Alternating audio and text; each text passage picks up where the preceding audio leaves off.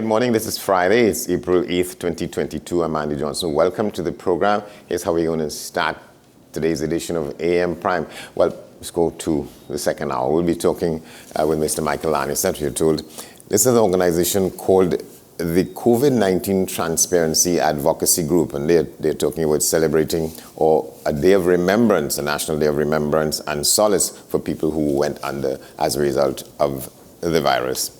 We're talking about that in the second hour. Of course, we'll share with you some of what's happening around the region. We go to St. Vincent and the Grenadines, where people have been trying to recover from the impacts of that volcano just months ago. We're talking with people about that. We're hearing about that from SVG TV. We're also talking with local government councillor Shankar Tilak Singh. He's down in the Cedrus area. That was an area of focus not too long ago with the arrival here, the continuous arrival of people fleeing what the situation was in Venezuela. We're going back there to see what has happened. What's the situation now? What's the taste of the weather there with that traffic, with people there? He has an interesting story to tell about relations between those who keep coming and the residents and nationals in that part of the country. We have the Newsday poll. We have the COVID results, the latest as compiled up to yesterday, and those things will come in the course of the time. But right now, we're going to Mr. Kirk Hogan. He's an attorney. We're trying to unravel the complexity of this matter in which this soldier, well, up to yesterday, was under questioning for the death of a child, partly in his care. We will come to that in a moment, so stay with us.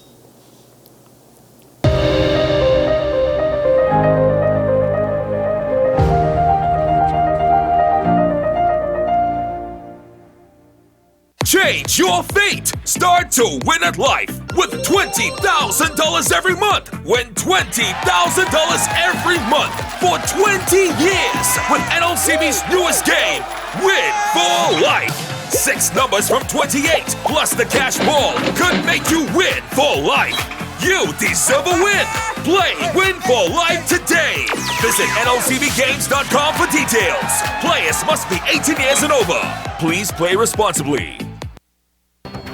The issue, the continued rise in the price of flour and its impact on the cost of living in Trinidad and Tobago. How should we go about it? I want to ask you what has been revealed to you about the state of vulnerability in the country because of this exercise and because of what we're going through. Is the government losing the war on the vaccine front? The discussion should revolve around the common good for the greatest number of people in Trinidad and Tobago. How do we inculcate a sense of respect and regard for people who may not be of your own political ilk or persuasion? The communities are now being used by political opportunists. So when the tables are turned, it's the same way. Okay, this has been 10 questions. I'm Andy Johnson, and we'll see you next time. Burning questions, urgent topics. Welcome back to One on One, the show where we tackle the most current and pertinent subjects that are affecting all citizens, where we ask the hard questions and have in-depth conversations. What separates One on One from other talk shows is that the conversation stems from a younger perspective on topics that affect the fabric of our society. One on One, Wednesdays at 10 a.m. on WESN Content Capital. Let your voice be heard. Call Madam Fix It on WESN, the only place that effectively helps you with your woes. Having problems getting onto government agencies, water woes, NIS and pension problems, potholes, and much, much more. Call me, Madam Fix It, every Monday, Wednesday, and Friday, right here on WESN. Let me fix it for you. People really want to know, what about me? Where do I fit? Yes. What is in the ride for me in terms of a better Trinidad and Tobago? And I'm pleased to shed some light on that. The purpose of bail is to ensure your attendance at court. That's it. It is not punitive. It is not rehabilitative. We, the police officers, we are professional, and we are here for whenever the survivor is ready to come forward. We have the right to private and family life, the right to religious freedoms and beliefs and thoughts and expression. But these rights are not absolute. Certain rights can be limited. The law is to govern the whole. It's for all of us in public.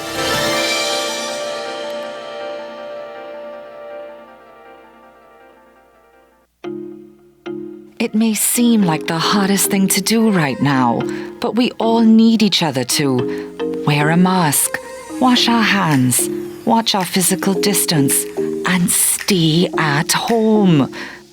We need you safe. Together we can make the difference.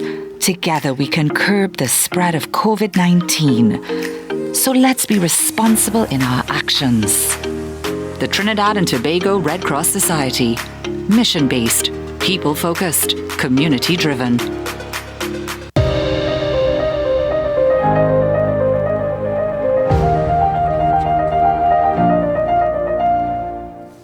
All right, welcome back to the program. Let's just say we're trying to work out the protocols regarding the reception from our first guest.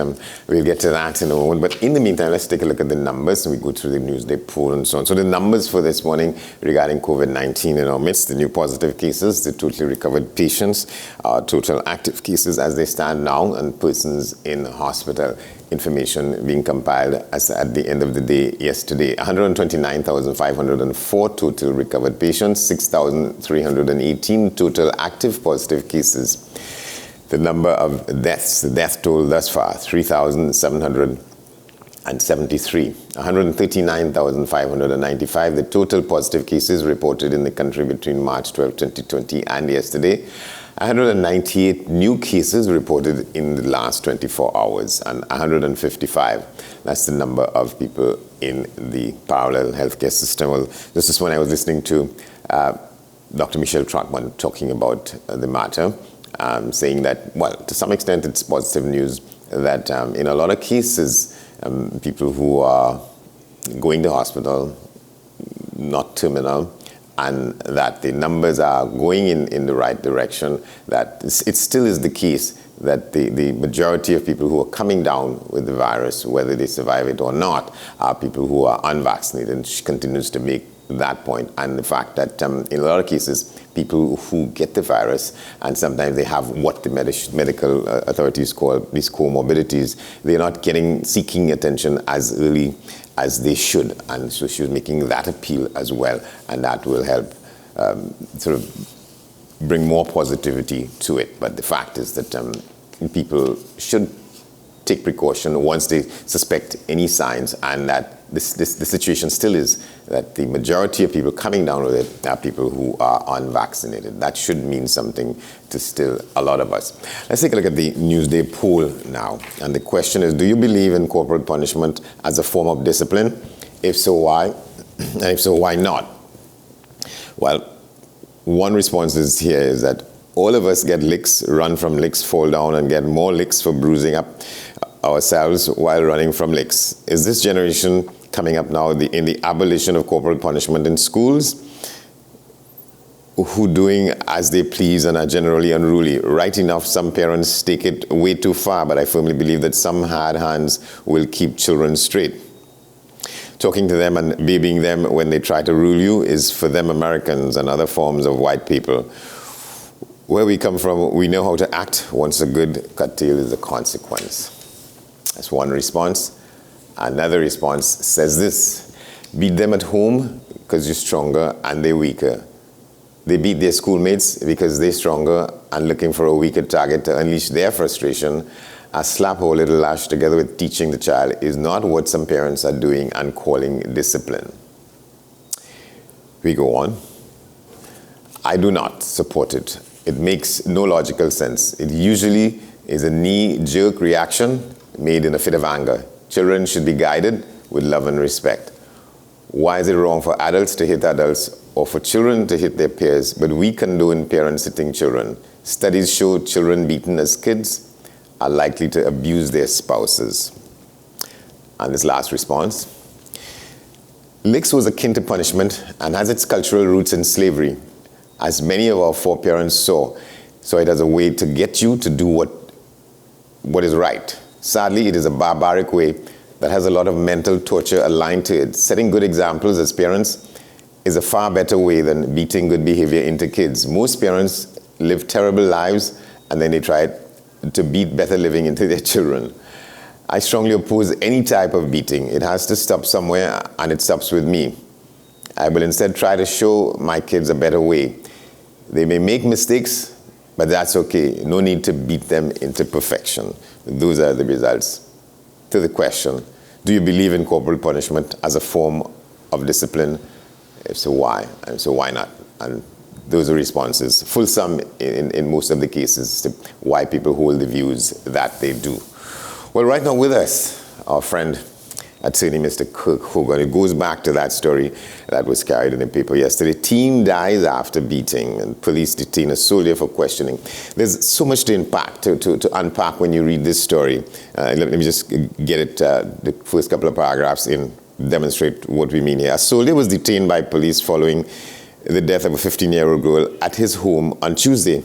Aliyah Alexander died after she was allegedly beaten at the Rig Road, Claxton Bay house. The child's mother, Vanessa Augustine, said the close male relative had never beat the girl in the past. Once he ever disciplined Aliyah, and he pinched her, and that hurt him so much.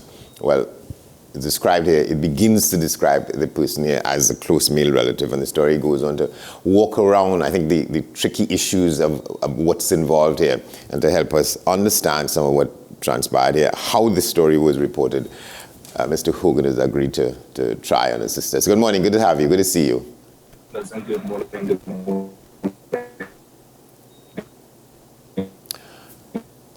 It's good to be here. I hope you can hear me clearly. Yeah, no, yeah. Something Are you able to hear me clearly? Yeah, no, I'm hearing you good now. We're hearing you good now. Something stuck. Something stuck there. Great. Seems to have been a little bit of a lag. Yeah. You know how we are, unfortunately. Yeah, I'm going to start by asking you, so well, some of this has to do with, I imagine... So, I think we're still getting some difficulty here.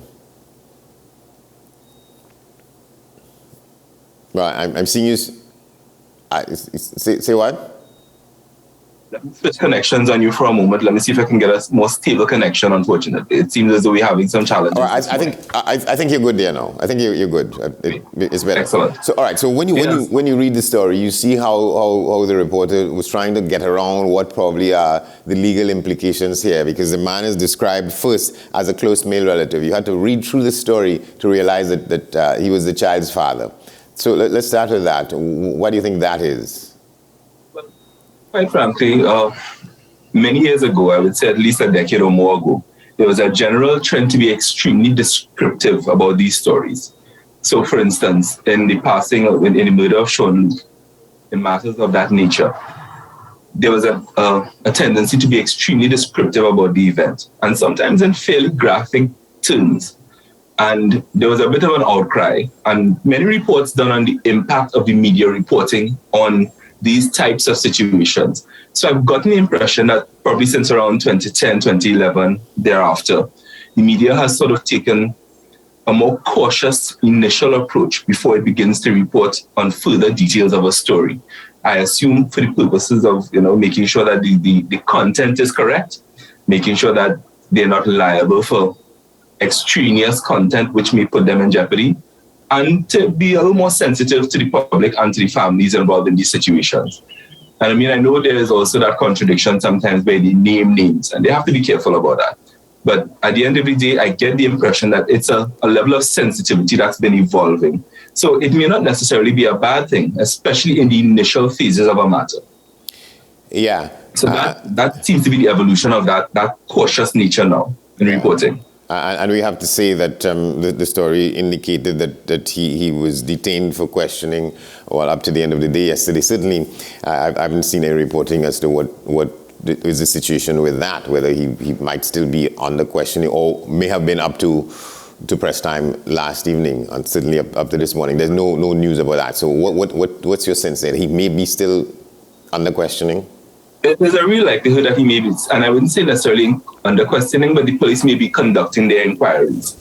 And during that period, they attempt to gather information. They would interview neighbors, relatives, any persons who may have been on the scene at the time. They may search the home to collect evidence, if there's video footage, anything that may assist.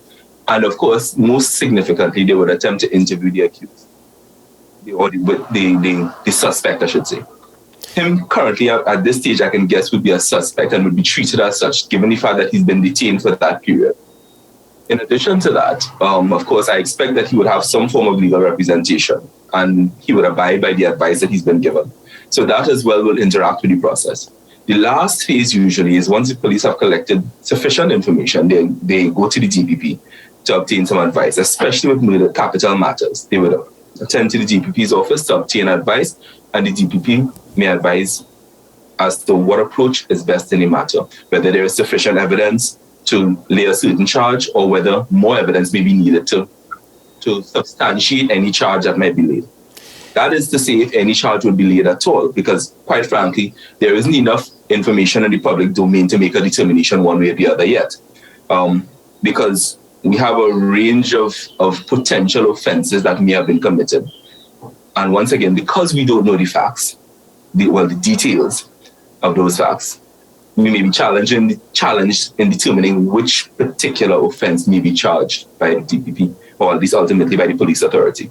Yeah, because the story is kind of convoluted, not necessarily the reporter's fault, just how it was written to try and not get into details, because that may be an issue in itself. But on unverified details as well, because that may be one of the challenges, because ultimately what you have is a situation where on the face of it, we don't seem to have any witnesses in the home itself.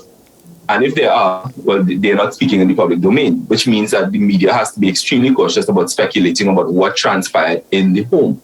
Yeah, because the mother wasn't home. She was by, the story said she was by some close relative, couple houses down, and he had called her and briefed her about what the situation was when he was disciplining the child. And then moments later, he called her back and said, well, you have to come because something happened. And that is as much as we know as to what transpired. And so she... Sorry, go ahead. Yeah, and she's swearing that he's not somebody who would beat his children, because after that first incident, he apparently said that that's not the way to go, and that they were apparently, whatever she did, required some kind of a strict counseling. I imagine when you read through the story and seeing that it may have been some stuff with a boyfriend and so on, and he was talking about allowing her to go to Tobago for the Easter, but banning her from the use of her phone and stuff like that. So it was a matter of discipline in this case here. Yes. And and I would say this guardedly, parenting is a very challenging process. I mean, I myself being a parent, I understand the process. And oftentimes, parents don't have the kind of support, even within the family, that they need. You know, we always talk about the fact that it takes a village to raise a child. There was a process involved in that concept. And now, where you have a situation where you have someone who is not known to be a person who is disciplined by way of corporal punishment, clearly, on the face of it so far, something may have triggered this behavior, which caused him to engage in corporal punishment. And not just that, because there's a difference between discipline and abuse. I always say there's a very fine line. And if you're not careful about how you discipline, you may cross that line into abuse. With any form of punishment, whether it be physical, whether it be emotional, psychological, whatever form of punishment you use, because all punishments have some form of element of abuse. Tell a child sit in the corner, tell a child kneel on a grater. Remember back in the day, our grandparents talked about having to kneel on a grater, things like that. And we have to be careful where it transitions from discipline into abuse. He may have been struggling with that because of so I suppose, rage that he may have been in because of what he may have discovered or understood of the situation. As I said, we don't know the facts, but it's a very fine line. And sometimes, as I said, because we don't have the support system around us as parents sometimes. Yeah. It's a challenge. Right, and then the mother goes again to great lengths to say that under normal circumstances, she would do the disciplining. He wouldn't do it because of that first experience. But then she said when he called her and he said, well, something happened. In the story, it suggests that he may have been beating her somehow. And apparently she tried to get away and was trying to run down some stairs and tumbled down the stairs. And that is a very impression that I formed as well. Yeah, and she's saying here, well, all I know is that he beat her. He gave her some licks, and she went in to talk about it had something to do with a boyfriend and the use of her cell phone, and she's describing the child as a Christian girl, and we grew her up in the church, and that, but that she was being influenced outside of that, and that seemed to be an issue. But, I mean, we have to understand as children growing up, they're exploring their boundaries, they're trying to find their own way, make their own path. And they will be pushing the boundaries, and you as a parent have to understand that. We've all done it. Some of us have escaped certain boundaries and created challenges for ourselves when we were younger. Some of us may have been able to be confined and reined in by good parenting, but it's a challenge all the way around. Whatever he was dealing with at the time, it seems to be, much as you described, a situation that got out of hand. So he tried to discipline her, apparently with the belt, and she tried to escape. I get that impression from the gist of the story. And in doing so, apparently she must have fallen down the stairs one way or the other. And this was the result. Yeah. And it is a sad, extremely sad state of affairs. And now he's exposed himself to many possible criminal liability under the law now. Right. I want to come to some of it, but the mother is speaking here again. And she says, we talk, we punish, we ban, nothing work. And so you're looking at a situation of extreme exasperation here, and people getting to their wits' end, and something may have gone wrong. But I want you to speak to the fact that the story says that the man has been told that he cannot attend the child's funeral. I mean, what is? I think, to my mind, that is a harsh situation to deal with. I mean, I can understand both sides of it. It's a very challenging situation to deal with, but for someone who may truly be remorseful in the circumstance and who may not have intended these consequences, it is a very hard reality to deal with. And it's one that will probably have repercussions, well, not probably, will have repercussions in his life and the life of the people around him, maybe for the rest of his life, depending. So we have to be very sensitive how we deal with these things. We have to be sensitive to those who were not present and who feel themselves to be the victims at this point, and to the person who caused the act. And this, it's a real difficult balancing act, because the other thing is he now has to face the potential criminality of this on his own, because he's now open to the charge of murder. He's now open to the potential charge for manslaughter. That's the range that he's facing now, from what I can tell on the face of it from the record and from the reporting.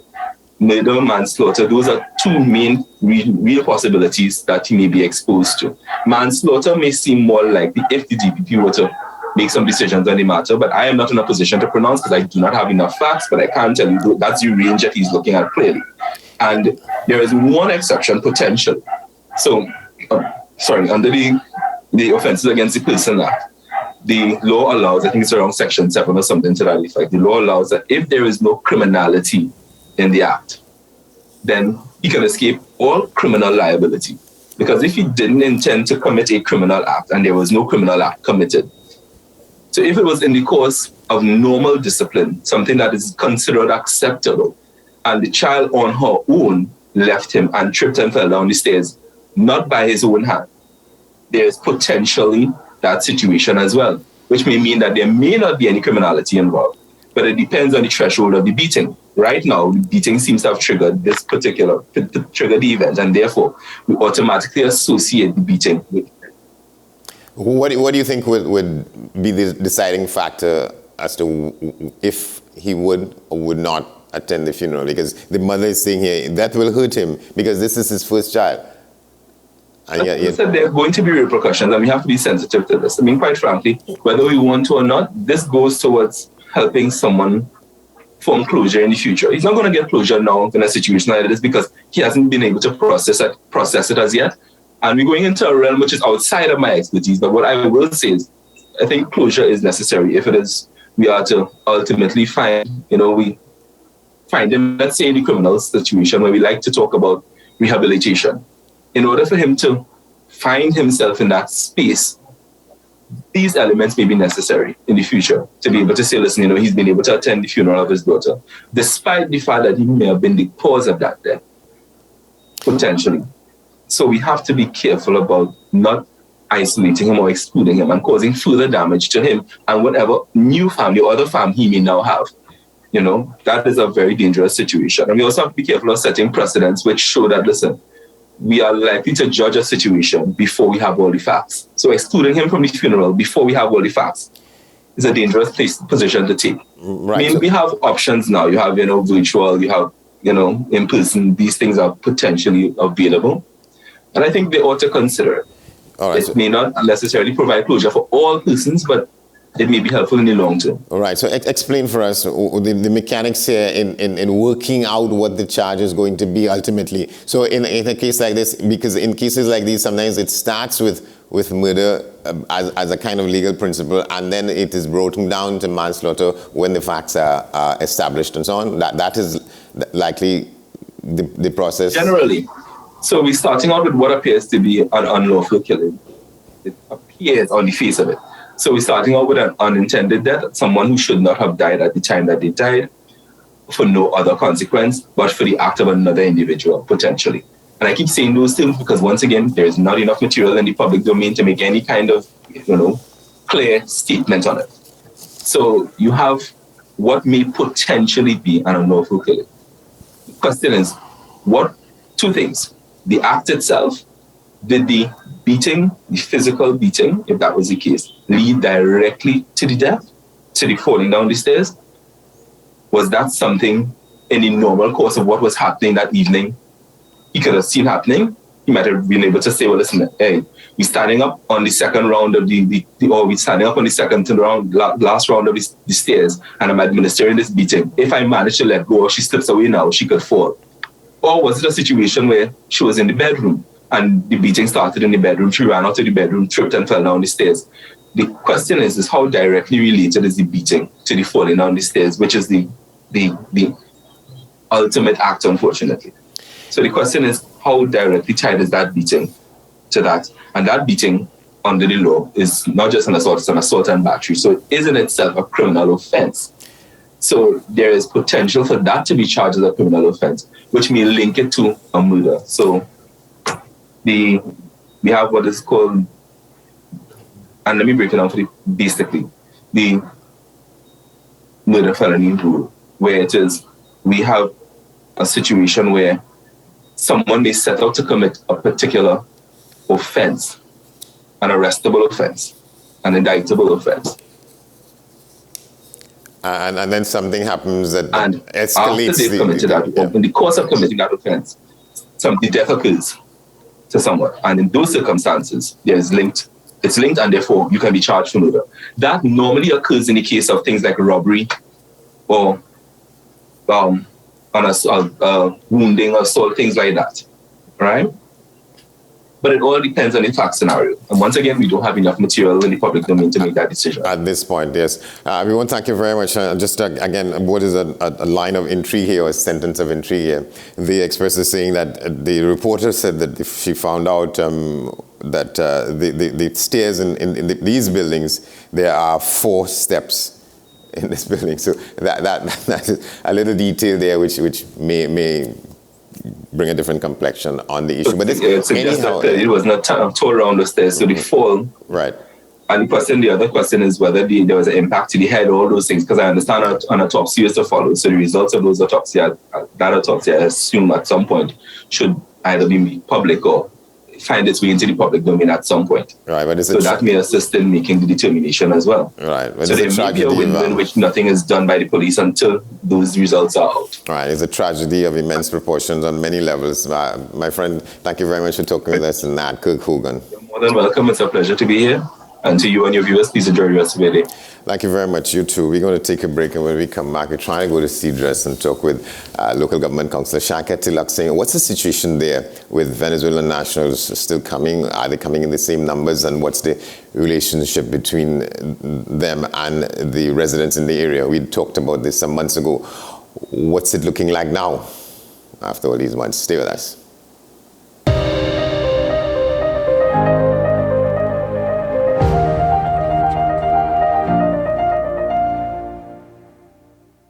Say hello to the newest way to access eye care support.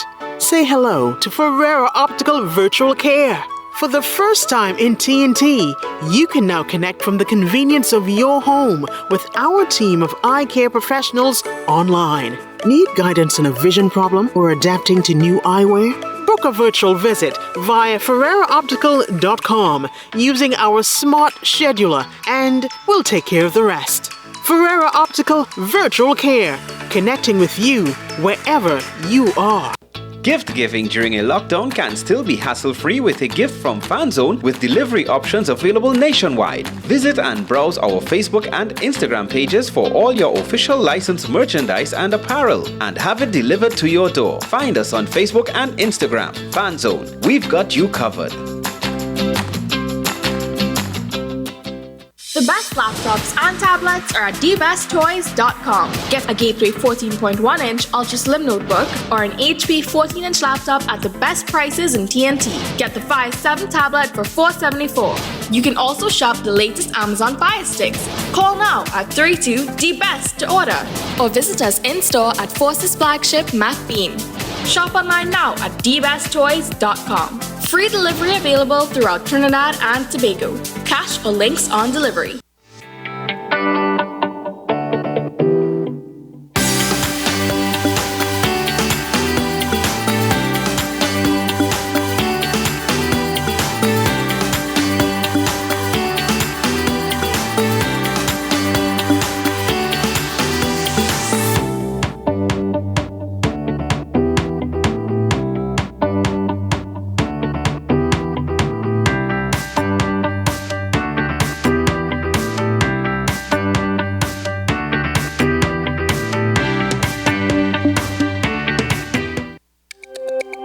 Every word, every line, every paragraph depicts a real moment in someone's life. A father, a sister, a mother, a brother. We at Newsday are dedicated to you, the people, and through independent, unwavering journalism, strive to always bring your stories to life. Because your stories are more than just words. Newsday, independent and credible. Pretend we in darkness and you love me. We Comedy Jam Season 3 is finally here. Trinity people just give you the landmarks you don't need. On the right hand side you'll see a standpipe. I put on this P on that standpipe. So me COVID is a red girl, yes? I have no money. Tune in to WESN every Monday from 8 p.m. to hear your favorite comedians bring you the laughs. So from above the waist, Indian, but below the waist, still Indian. So.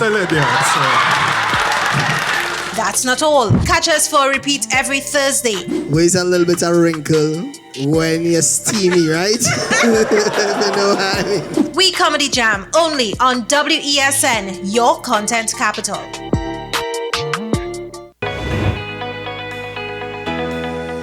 Come on set to two very lovely dispensing opticians from Optometrist today. We have Yusra and we have Kyla. For blue light, an interesting fact is 15 minutes exposed to the sunlight equals 12 hours on our screens. What's up, Doc? Tuesdays and Thursdays here on WESN, Content Capital. Join me, Sule A. Joseph, as I delve into the day-to-day psychological issues plaguing our society. We will discuss behaviors that encompass the biological influences, social pressures, and environmental factors that affect how you think, act, and feel. Sight, Thursdays at 11:30 a.m., only on WESN, Content Capital. If you live with someone who's tested positive for COVID-19 and has to self-isolate at home, take care of them from a distance and reduce their movement around the house. Give them space, a designated space, and open those windows. If you have to be in contact, mask up, both of you. If you work, stay home from work and don't go out, not even to the grocery or pharmacy. And remember, no visitors allowed. Limit the contact to limit the spread. The Trinidad and Tobago Red Cross Society. Mission-based, People-focused, community-driven.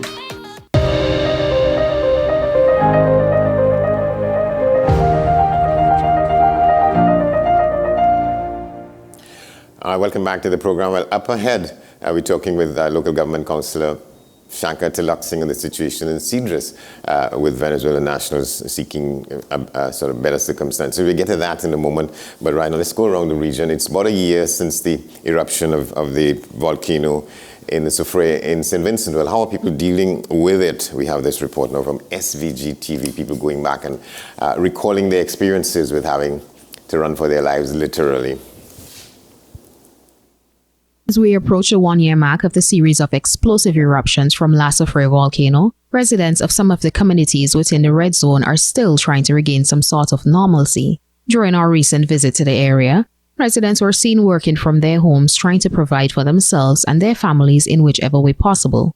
Some residents also expressed how heartbroken they were upon returning home, as not only were their homes filled with ash and other debris, but there were also numerous cases of break-ins. Well, for me, it was a bit unfitted knowing that I have to come back home to clean, which my home was. It was very in an unmannerly way, as in the dirt and stuff that we had was to get rid of, and some of things that was misplaced, as in people came into the home, took stuff that wasn't theirs, and I had was to get them back.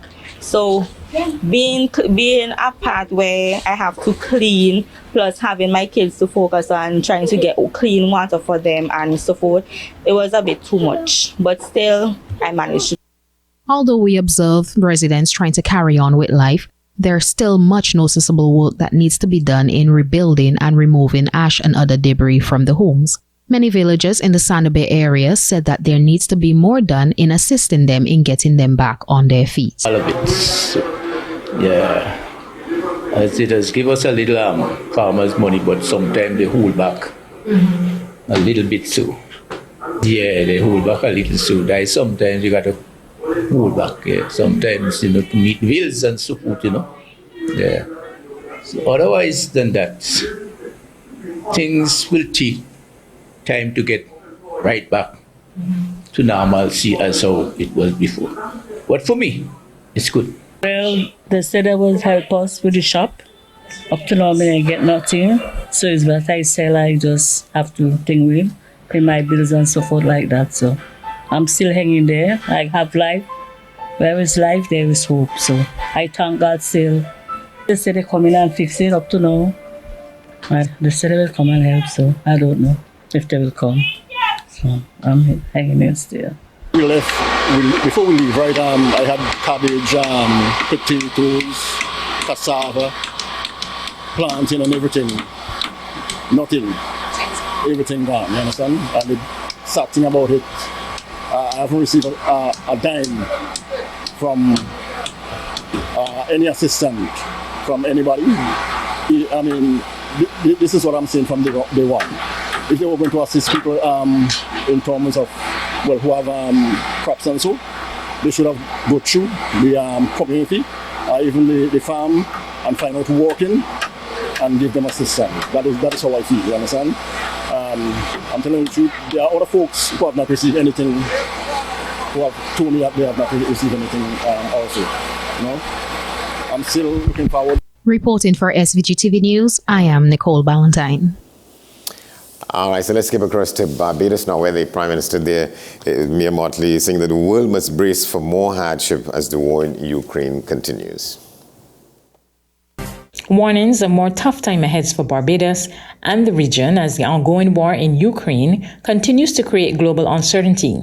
Against the backdrop of rising prices at the pumps, which have triggered local public criticism, Prime Minister Mia Mottley told the Caribbean Nations Security Conference underway at the Hilton there is no getting away from the rising cost of living that will affect Barbados and other countries. The truth is that with the war in Ukraine now going into its fifth or so week, we are now going to start to see, regrettably, some of the consequences of that war which have been spoken about.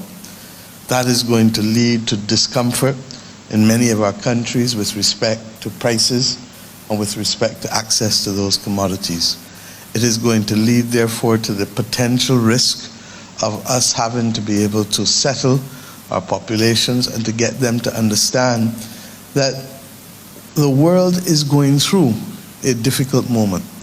But it is not the first time that it has gone through, and it will regrettably not be the last because of the nature of just human civilization and our natural-made environment. The commander of the U.S. Southern Command, Laura Richardson, who also addressed the CANSAC meeting, lamented that the Caribbean will be negatively impacted by the war in Ukraine. She stressed that it was mission critical to ensure the Caribbean remains a zone of peace, but acknowledged the region was facing other threats to its security. Recent crisis in Europe will undoubtedly impact the Caribbean and other regions in the world, such as increasing energy prices, which we've already seen, and the supply chain disruptions that we've already been experiencing.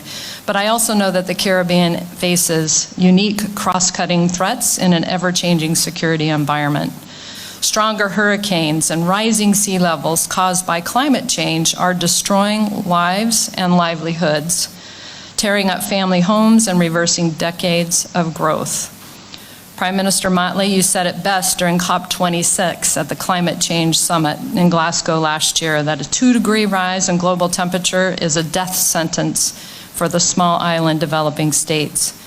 What's worse is the poverty and job loss caused by natural disasters, which leaves so many people vulnerable to crime and violence. The increasing risk facing Caribbean countries was also a major talking point at the Caribbean Regional Risk Conference that opened today. President of the Caribbean Development Bank, Dr. Jean Leon, said the impact of the COVID-19 pandemic, the Russia-Ukraine war, and new emerging risks such as global rising inflation, a continued increase in interest rates, and food and energy insecurity threaten the region's development, and countries must adopt a new way to better respond to these increasing risks. Isolating the management of different types of risk is not the most effective way to mitigate risks. In fact, we hope you will conclude that risk management must be holistic and encompass a coherent set of policies that can address the diverse aspects of an evolving risk ecosystem. Caribbean countries are known to be among the most vulnerable states, and the accumulated impact of a variety of natural hazard and macroeconomic shocks have significantly slowed our development and risk not achieving the Sustainable Development Goals by 2030. All right, now, well, with respect to the recent incidents in Trinidad and Tobago's waters, the Coast Guard shooting and killing a baby literally in his mother's arms, as a group of Venezuelan people tried to make it here by boat, given the situation, the continuing situation in their country. We're talking now with local government councillor Shankar Tilak Singh down in Cedros. We've been in conversation over a period of time the last couple of years, monitoring that very situation. There are times when it's good and times when it's not good. And he's called for some changes with the way in which the authorities deal with it. And because Cedros is a legal normal port that people come to and from. But what's the situation there? How have things been in light of that incident, Mr. Tilak Singh? We hoped to have been able to be seeing him while we're talking. Something is trying to get something sorted out with the Zoom, but nevertheless, he's on the line. Good morning, sir. Yeah, good morning, Andy. Good morning to your station. Good morning to your listeners. All right, well, tell us what the situation is. You say when we spoke yesterday that, life goes on and people are still coming and going. In a lot of cases, you have the checkpoints per se, and Cedros is a normal trading port. But the question was, to what extent the flow of people is as it was, let's say, months ago? Right. What we are experiencing now, as the port has reopened for embarking of passengers and also for cargo. Also, some cargo is also transported through the port via the ferry. We are seeing some activities in that area that the government, under Ministry of Foreign Affairs and National Security, has reopened the port for passengers within the Cedros security complex. Although that is happening on a small scale, we are still having the influx of the illegal ports of passengers trying or migrants trying to come in and also leaving from those illegal ports. So the situation remains the same without a proper management plan from this government. And the migrants are now imposed onto the communities. It's up to the community members now to assist some of the needy cases within the migrants, which we already have cases of our locals to deal with in terms of extending the unemployment rate, or the people who are unemployed and who can provide for themselves. Additionally, now we have the migrants to deal with. So it's a really a big challenge for us in the Cedros district, and I know in many other districts also, for how we deal with this and how we at least support those most in need in terms of basic foods and medical supplies. Because all around the southwestern coasts, this issue continues almost unabated, you would say. Sure, because even if you go to the malls or within sometime right now into the markets, you see these migrants and other needy persons in this country, within the Southwest Peninsula, seeking assistance in terms of out there with their children asking for basic assistance. Yeah, you said there's an absence of a proper management plan by the authorities. Yeah, correct. And there is the absence of a proper management plan, because when this first, I always reiterate this scenario. When this had started, it started first in Cedros, because we were the closest point to the Venezuelan mainland. Yes.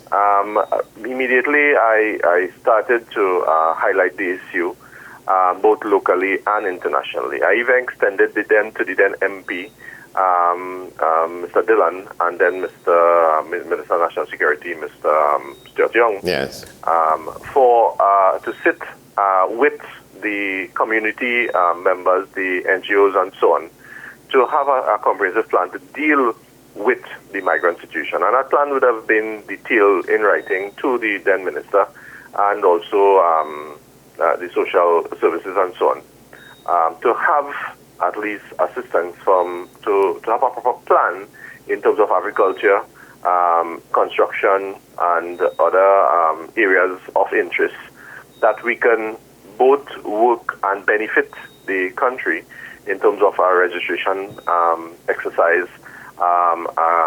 agricultural plan in terms of large landowners, because we have a lot of large estates within the Cedros district and other state lands that are abandoned at this point in time, to at least encourage agricultural process through the Ministry of Agriculture, a proper development plan for the various crops that could be grown, with some of our locals being part of that program.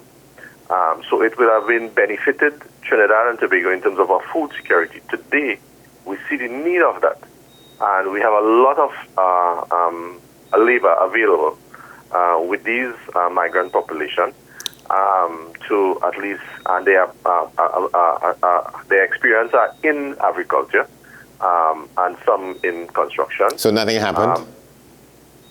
Second? Nothing happened? No, nothing happened. That plan probably just shelved, and we saw that the government just chose to give an amnesty to some and impose them into the communities. If you ask the ministry today, where these migrants, how are they living, and what conditions they live under, they have no information on that. You have to get that. You have to go to the communities in terms of where they are to find out and see for yourself. So no meeting was ever held? No meeting was ever held. As a matter of fact, up to today, the present MP has not even extended some courtesy to the office or to even the community in terms of meeting and treating and putting a plan in place to deal with the migrants. And Mr. Dillon is now this country's ambassador in Caracas. Well, that's how this government operates, let's put it that way. All right, and you were talking about, well, in this situation, some of the relations between the migrants and local people in the community. Let's talk a little bit about that. Right. So it starts from the community first in terms of the various interreligious organizations and other interest groups that extend assistance. We have the Catholic Church, we have the Muslim community, we have the Hindu community, and then we have areas like Living Waters, UNHCR, and other agencies that will come in time and time to see whatever assistance we can lend to the migrant population. The key thing right now is basic shelter and also education program for the children. However, that's a challenge at this point in time. Although we may have some of the churches, Mandira mosques with internet service. The problem is to get devices for the children to have to go on to the program from under Living Waters and so on. Yeah, I remember we spoke some months ago on the situation, and you were describing the qualifications and the quality of some of the people who were coming. Some of the people were judicial officers and people highly qualified in their fields were among these people who found it, there was no alternative but to leave their country and try and find safety and security here. Yeah, correct. And as I said, if we had the proper information, which was our suggestion to the various ministries to have that exercise early in the game, then you would have known exactly the type and qualification of these individuals, doctors, nurses, judiciary personnel, and also other teachers and so on. So you have that type of experience come into your country and here sitting and rather than put that comprehensive exercise in place and place these people so they could contribute rather than to be I wouldn't want to use that word burden, but to the treasury. But in terms of having them contribute meaningfully, and they are willing to do it. Some of them, even who is fully qualified, I know now is some of them are security officers and assistants to various medical professionals. Sorry. Yes. And that is by trial and error. You have a number of them still there, outside there, in the construction field. In terms of what conditions they work under and so on, those are yet to be determined because it's a very vulnerable situation that you have to go and get the necessary, they can't pay no NIS, they have no insurance and so on. So those are some of the concerns that we would have that the government should have taken into consideration before just granting amnesty and imposing them into the communities. All right, Mr. Tilak Singh, thank you very much. We will keep talking on this. Okay, as on your program, there's a very interesting area that is developing in my community right now with the fishermen, and I think probably we could probably have another meeting in terms of dealing with the fishermen because it's very urgent and it will be highlighted very soon in terms of the conditions that they have to work under and with the high rising prices of various commodities and equipment. For the fishermen, it's very alarming at this point in time. All right, we'll get back to you with that, certainly. Thank you very much. Thank you, Andy, and we'll keep in touch. All right, Shaka Tilak Singh, a local government councillor down in the Cedros area. You heard his story and you heard what it's about, what's around it. We will take a break. News, just about seconds away. We continue after that. This organization called let me find it here. National Remembrance and Solace. That's an organization talking about that. Memorializing COVID-19 victims. The COVID-19 Transparency Advocacy Group of Trinidad and Tobago. We talk with Michael Anderson about that when we get past the news. Stay with us.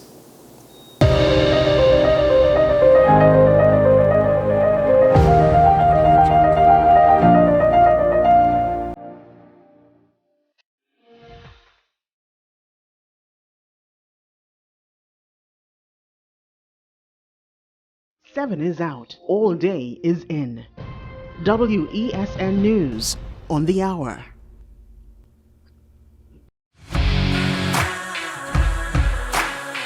Every day, we communicate through stories. Stories of ourselves, our challenges, our goals, our experiences, and our aspirations.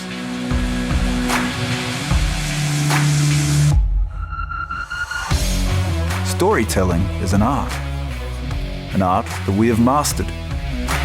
WESN Film Studios comprises a collaborative team of experts with extensive industry experience locally, regionally, and internationally.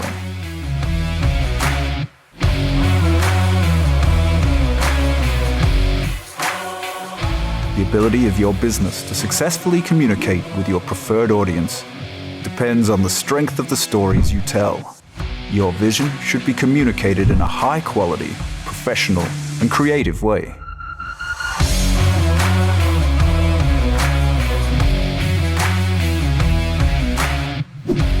From concept to post-production, advertising to film, multi-camera productions, live events, streaming, and virtual conferencing, we are WESN Film Studio. Let your own unique voice be heard and your vision realized. Call us today at 628-5835 for your next production.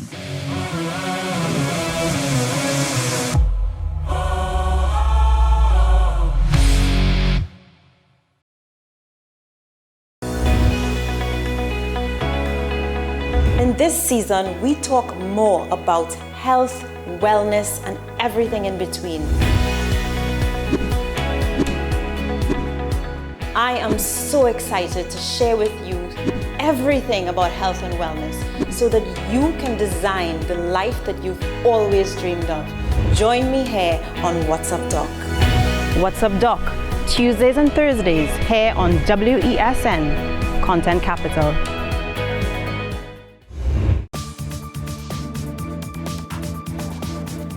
I am Rondell Donowa, attorney at law and host of Strictly Legal on WESN Content Capital. Strictly Legal is a legal program geared towards informing you, the public, of your legal rights, responsibilities, and remedies. So be viewing Thursdays 10 a.m. to 10:30 a.m. What's the best way to grab the attention of viewers? Please exercise more patience.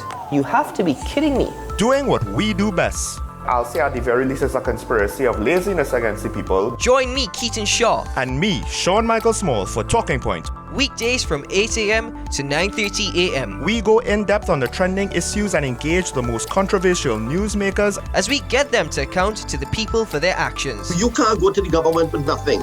You can't go to cabinet with an empty hand, with a wish. I'm glad that we're having this is a sober, mature discussion. In the present situation, I expect a continuation of the chaos. Join us for the discussion, Mondays to Fridays, only on WESN, the Content Capital. Don't keep yourself handcuffed.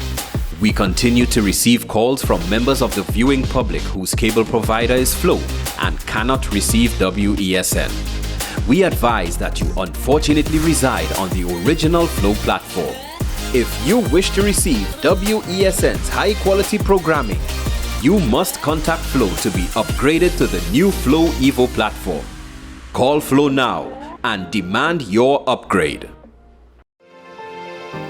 Burning questions, urgent topics. Welcome back to One on One, the show where we tackle the most current and pertinent subjects that are affecting all citizens, where we ask the hard questions and have in-depth conversations. What separates One on One from other talk shows is that the conversation stems from a younger perspective on topics that affect the fabric of our society.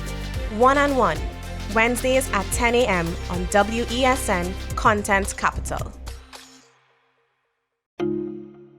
It may seem like the hardest thing to do right now, but we all need each other to wear a mask, wash our hands, watch our physical distance, and stay at home. We need you safe. Together we can make the difference. Together we can curb the spread of COVID-19. So let's be responsible in our actions. The Trinidad and Tobago Red Cross Society. Mission-based, people-focused, community-driven.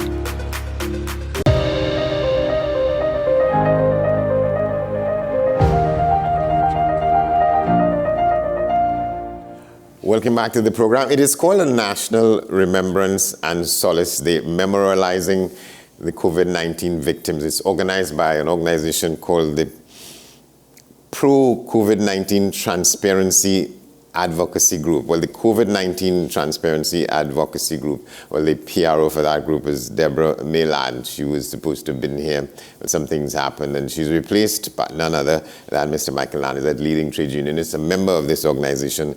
We're talking about that this morning. Good to see you. Morning. Yeah, pleasant morning to you, and blessings to Trinidad and Tobago and the listening public always. All right, so give us a sense of what is the COVID-19 Transparency Advocacy Group of Trinidad and Tobago about? All right, well, the group has been in the forefront of doing the research and trying to follow the science. But let me make it clear that is a separate group, and there are other groups who are involved in this exercise that is coming on the Ancient Alley Park on Sunday from 3 to 6. The National Trade Union Center is part of it, the Pushback Movement 104, and several other groups who are now joining in the efforts and in what I will want to call a very laudable effort of collectivism and understanding and appreciation that lies in Trinidad and Tobago matter. So that this group has been in the forefront. They have been helping a lot of affected persons with COVID-19 that the public is not quite aware of, or those who have underlying issues after getting COVID. So we thought it advisable that we should do something in recognition, lend our souls and our hearts out to the families and the friends, because every worker, every family, every friend, every parent would have lost somebody who were being affected by COVID-19. And we believe that we must pay homage and we must bring recognition to these groups of people who have been suffering, who would have suffered, and who still continue to suffer as a consequence of the COVID-19. We cannot just sweep it under the carpet. The question that, the economy is opening up and we can go to a party or we could go back to the bar, doesn't, in our humble view, address the real issues that has affected Trinidad and Tobago. And what are some of the issues? Some of the issues will be, was the health policy that was introduced, was it successful? Was it necessary to have the loss of jobs and the lockdown? Was it necessary to put in the public domain a narrative about forced vaccination for the basis of having a job, whether in the government service or in the private sector? Why didn't we look at other countries, India, Singapore, Sweden, and all these other countries who would have instituted successful policies that we could have learned from? Why we continue to hold on to the policy that speaks to lockdown, that speaks to keeping children away from their school, in the light of the science and in light of the empirical evidence that was outside there that we could have learned from? Why wasn't the alternative medication that was being used successfully in several countries, why was that not part of our process in addressing COVID-19? And I think those issues must be discussed, because we are worried in the National Trade Union Center when we heard the Prime Minister made the statement that if this thing happens again, he will go back into the very said failed policies that would have failed globally. And scientists are now speaking about that. Was it necessary to lock down the country? Was it a fact that when you were jabbed, that would have prevented the persons who got jabbed from transmitting or getting COVID? The answer is no. So then why is it, as I speak to you, that Para Company and Atlantic Energy are still insisting that you must show your COVID status, you must have a vaccination, you must be vaccinated in order for your contract to be renewed or for you to get employment with that companies. I mean, how do we justify that within a society? And therefore, we are saying that the time has come for us to put aside whatever petty politics, whatever ethnicity, and let us start to deal with Trinidad and Tobago. Let us build a family of love. Let us build a family of understanding. Let us build a family of collaboration and partnership, because that is what is required to take Trinidad and Tobago over a successful finishing line, economically, socially, financially, psychologically. I mean, let us look at, you see, people do not understand, because the National Trade Union Center, we have been involved with this. We have been inundated with telephone calls from people from Paria, from Atlantic Energy, all these and several other private sector companies who are still insisting, notwithstanding the fact that the government said that the safe zone no longer exists, who are still telling employees in Trinidad and Tobago that you must have your vaccine status. And if you want a job in a government entity, and there are some government entities saying that you must be vaccinated. And we are saying that is unfair. And those are some of the issues that we want to raise, because this issue has not yet finished. And therefore, we have a responsibility as citizens of Trinidad and Tobago, as the National Trade Union, as the pushback of the CETA group, of all the other groups, to bring these issues within the public domain so that the public will be part of the process in making decisions in the future. All right, but we weren't alone in taking the actions that we did. Not so. I mean, Trinidad and Tobago. But does that make it right? and then you see, that is the problem. There were other countries who would have taken other actions and who were successful. If you are dealing with science, that is what you look at. Science is not absolute. Science is something that is evolving, and you practice science and you look at the evidence to determine whether what you were doing were correct. And I'm asking a direct question: was the lockdown necessary? Was it necessary? And I will give you an example. Sweden didn't lock down the schools. In Sweden, it was over 2 million students who went to school during the height of the pandemic and continues to do so today. And you know what happened in Sweden? There was no major transmission of any sickness to the teacher and or the children. And what was discovered that children have less likely chances of getting the COVID-19 and transmitting it. And that is being studied now. And then we were aware of that. And how do you explain that in Trinidad and Tobago, that our schools have been locked down for the longest in the world? And I think we have to be honest with ourselves. And it's not about bashing the government, It's about addressing the issues and the facts as we see them, so that we wouldn't make those kinds of fundamental mistakes again in the world. So not because the world said, you understand that we must lock down, does it mean that the world was right? Well, other countries did it, yeah. Many other countries did it. Yeah. So then that doesn't make it right. It have crimes all over the world in every country. Does that make murder right? Because it is in other countries. Is it that what we are saying? And we are saying in the National Trade Union, the pushback movement, and CETA, we need to analyze these things so that we wouldn't make the mistakes that was made in the past, that we just follow blindly what was being done globally without having an independent mind and reviewing the facts and address issues based on our own peculiar circumstances. And that is what science is all about. So you don't think that if well, God forbid that when we open up, when we shall have opened up fully, and the numbers keep going in a different direction, that there will be this call to shut down again?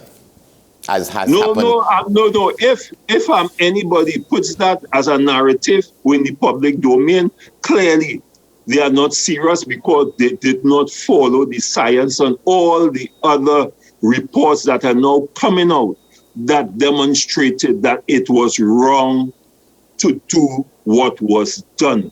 As I speak to you in China has lockdown.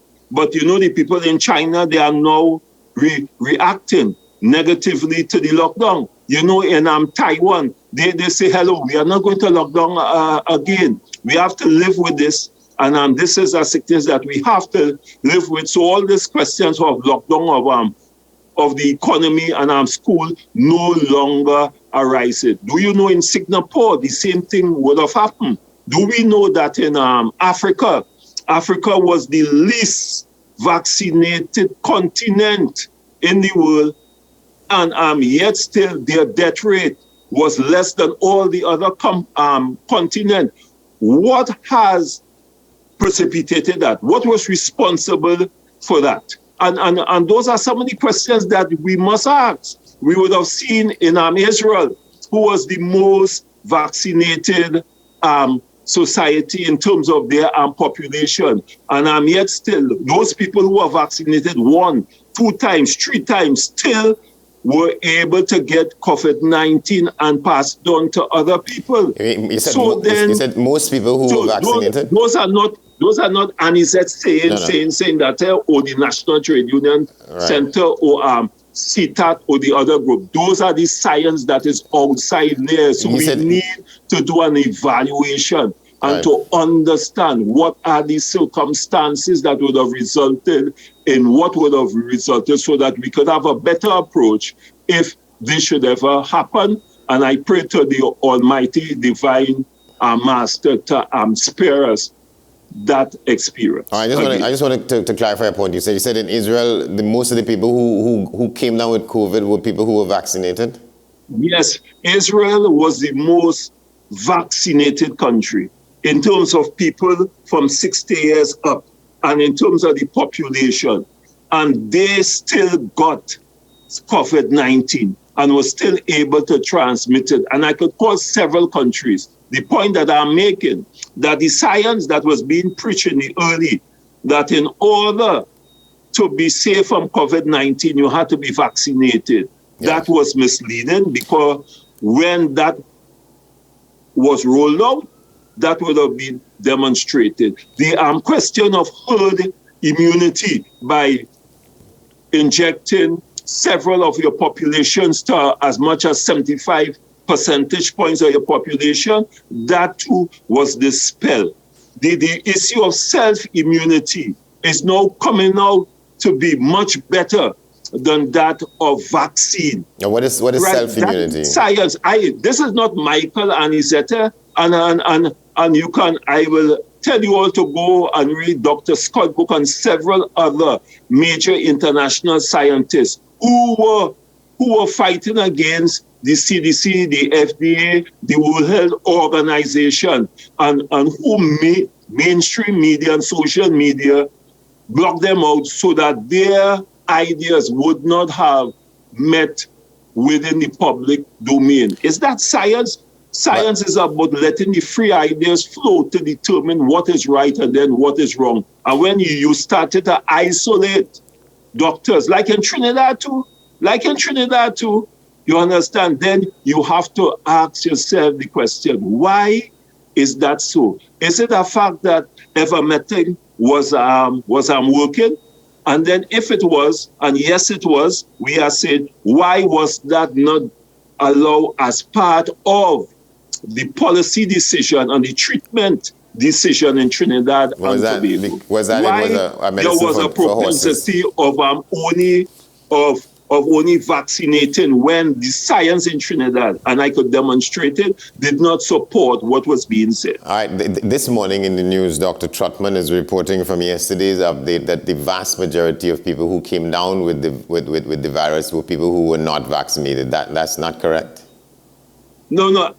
I am saying that we need to have peer studies, peer reviews, and other scientists and other people, right, doing those research, because the research that is outside there, that is coming from from Hopkins University and reputable Harvard University does not support what is being said in the public domain. There is a narrative that has been put outside there to instill fear into people in order for you to go in a particular way as it relates to vaccine.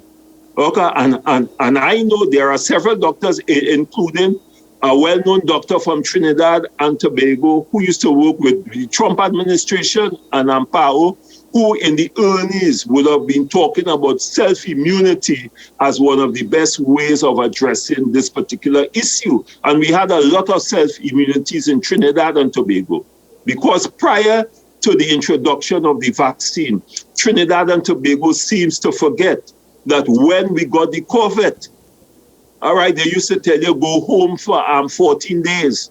And there are a lot of companies that we represent and a lot of workers who received it and didn't spread the COVID-19. That is a fact. And then we need to ask ourselves the question that when we had 2 deaths, we had a lockdown, and the government went on a platform, and those are facts, saying, listen, we handled the COVID the best. All right, look at this. Studies said A, B, and C, and then we are the one to drive the process of the COVID within the new election period. And they went on a political platform on that. And now that we have the most death per capita globally, we must ask ourselves the question. That is not bashing any government, you know. Right. Those are basic common sense. Why it is that our death rate will have passed 3,700 and when I checked the last time it was 3,720 something deaths. Yes. Why it is that happened in Trinidad, and we must begin to analyze that and bring everybody together. The point is that the majority of them, it's a social and economic issue. So all stakeholders must have a say in the context of what happened. Yeah, so you're disputing that the majority of that 3,700 people were people who were not vaccinated. You're disputing that? Yes, I am disputing that fact. I am disputing that fact. All right, because let me remind you of something. When NATU put out the press release saying that the death rate for COVID was being inflated because there were death of COVID and death from COVID, and the CMO and the Ministry of Health were commingling those sets of death and not doing the disaggregation that was necessary. What did the CMO and the Ministry of Health came out and said? And what we discovered, it was the same issue, even in the United States, even in England. And then the disaggregation started because it was a misrepresentation and it was an effort to instill fear within people's minds so that they can have their way in terms of the vaccine. So that's a fact. This is not Michael and he said saying that, and I challenge him because the research is outside there. So your assertion is that there are more people who were vaccinated and died from COVID than the authorities are owning up to. Yeah, one, and then two, I am also saying that the vaccination, right, does not stop a vaccinated person from transmitting COVID or getting COVID. Right, and I'm also making that as an emphatic statement. That is the science. All right. So that is a significant questioning of what we have been told even up to this morning that the Dr. Trotman is saying. Yes, and then we are prepared to challenge it because the CETA group, right? They have a lot of doctors and lawyers and health professionals who are part of that group. And I will share with you, but the document is about a 50-page document where they wrote the CMO, all right, about what they considered to be misrepresentations of the fact. And that was going back from since 2020. they challenge the concept and what was being put in the media based on the empirical evidence, one, and two, and then based on international science that deals with vaccine and pandemic.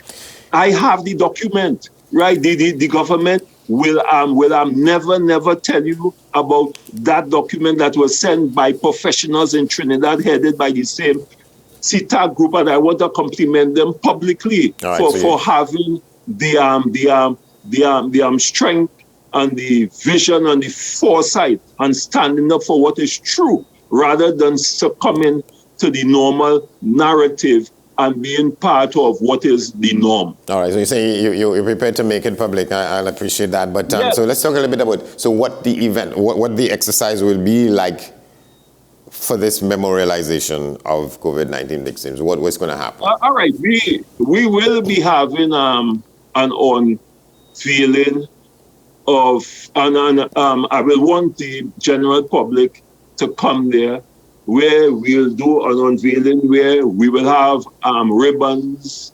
representing each death in Trinidad and Tobago, so that we could make a point. Because when something of this nature happens in any country, it is normal that we do prayers, all right, we recognize and, we go down and we pray to our divine masters, all right, the universal force, as I say, our ancestral mothers and fathers for guidance and wisdom.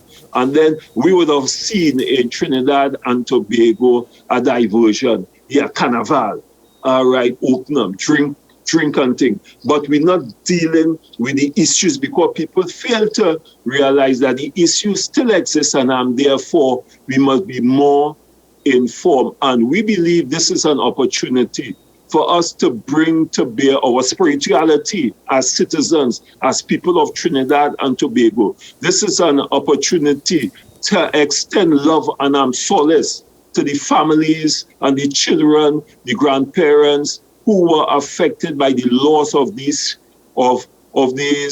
victims of COVID-19.